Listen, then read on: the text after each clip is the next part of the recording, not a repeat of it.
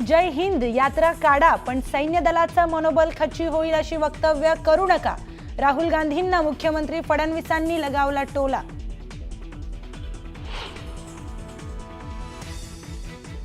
राष्ट्रवादी शरद पवार पक्ष आणि शिंदेंच्या शिवसेनेपेक्षाही आमचे खासदार जास्त, तरीही शिष्टमंडळात का स्थान नाही? संजय राऊतांनी विचारला केंद्र सरकारला सवाल।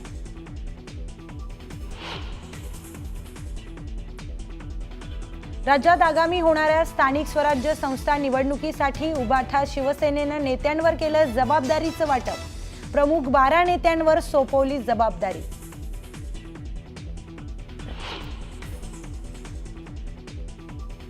संसद रत्न पुरस्कारांमध्ये महाराष्ट्रानं मारली बाजी। राज्यातील 7 खासदारांना संसद रत्न पुरस्कार जाहीर।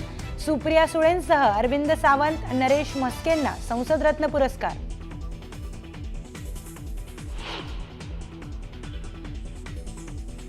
भारताचं शिष्टमंडळ जगभरात जाणार असल्यानं पाकला भरली धडकी।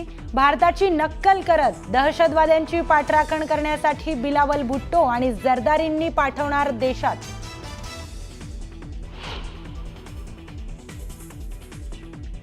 ऑपरेशन सिंदूरचा भारतीय लष्करानं जारी केला आणखी एक व्हिडिओ।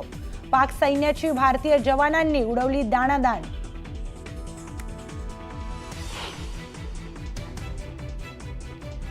अलमट्टीच्या उंचीबाबत तोडगा काढा अन्यथा धरणावर धडक देऊ, सतेज पाटलांचा सरकारला इशारा।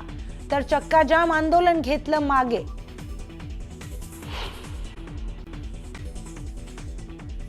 सोलापुरातील सेंट्रल इंडस्ट्रीतल्या टॉवेल कारखान्याला भीषण आग आटोक्यात, पण 12 तासानंतर मिळवलं आगीवर नियंत्रण।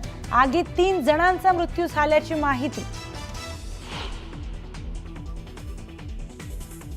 हैदराबादच्या चारमिनार इथल्या गुलजार हाऊसला भीषण आगीत होरपळून 16 जणांचा मृत्यू। दुर्घटनेवर पंतप्रधान मोदींनी व्यक्त केला शोक।